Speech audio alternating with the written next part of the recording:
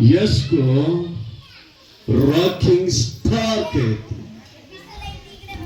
दर्शन को challenging star कहते हैं, मगर हमारे सीबी तांडा में रहने वाले हर एक आदमियों ने डायमंड स्टार है मेरे भाई।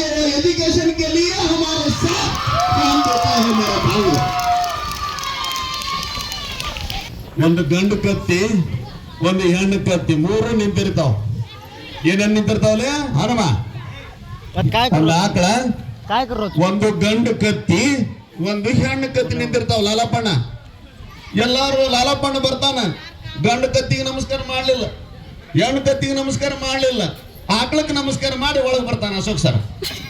ಅದಾದ್ಮೇಲೆ ನಮ್ಮ ಅಶೋಕ್ ಸರ್ ಬರ್ತಾರ, ಅವರು ಏನ್ ಮಾಡ್ತಾರ, ಗಂಡು ಕತ್ತಿಗೆ ನಮಸ್ಕಾರ ಮಾಡ್ಲಿಲ್ಲ, ಹೆಣ್ಣು ಕತ್ತಿಗೆ ನಮಸ್ಕಾರ ಮಾಡ್ಲಿಲ್ಲ, ಆಕಳಕ್ಕೆ ನಮಸ್ಕಾರ ಮಾಡಿ ಒಳಗೆ ಬರ್ತಾನೆ. ಅವಾಗ ನಮ್ಮ ವಾಟರ್ ಮ್ಯಾನ್ ಬರ್ತಾನೆ ಜೋರಾಗಿ ನೋಡ್ತಾನೆ, ಎಲ್ಲಾರು ಇಬ್ರು ಆಕಳ ನಮಸ್ಕಾರ ಮಾಡ್ಯಾರ, ನಾನು ಆಕಳಕ್ಕೆ ನಮಸ್ಕಾರ ಮಾಡೋಣ ಅಂತೇಳಿ ಆಕಳಕ್ಕೆ ನಮಸ್ಕಾರ ಮಾಡಿ ಹೋಗ್ತಾರೆ ಒಳಗೆ. ಅವಾಗ ಸೀನದ್ದಾದ ಗಂಡು ಕತ್ತಿಗೆ ಹೆಣ್ಣು ಕತ್ತಿ ಹೇಳುತ್ತ, ಅಲ್ಲ ಎಲ್ಲಾರು ಬಂದ್ರಪ್ಪ, ನನ್ನನ್ನು ಮುಟ್ಲಿಲ್ಲ, ನಿನ್ನನ್ನು ಮುಟ್ಲಿಲ್ಲ, ಬರೀ ಆಕಳನ್ನು ಮುಟ್ಟಿ ಹೋದ್ರು ಅಂತ ಹೇಳ್ತಾರೆ.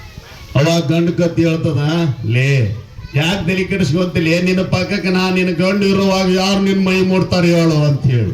ಹೀಗಾಗಿ ಶಿಕ್ಷಣವನ್ನ ಪಡೆದಂತ ಊರು, ಹೆಮ್ಮೆಯ ಊರು, ಕಲಾವಿದರ ಊರು ಯಾವುದಾದ್ರೂ ಇದ್ರೆ ಅದು ಸಿಬಿ ತಾಂಡ ಅಂತಕ್ಕಂಥ ಮಾತನ್ನ ಈ ಸಂದರ್ಭದಲ್ಲಿ ಬಯಸ್ತೇವೆ ಬಂಧುಗಳೇ.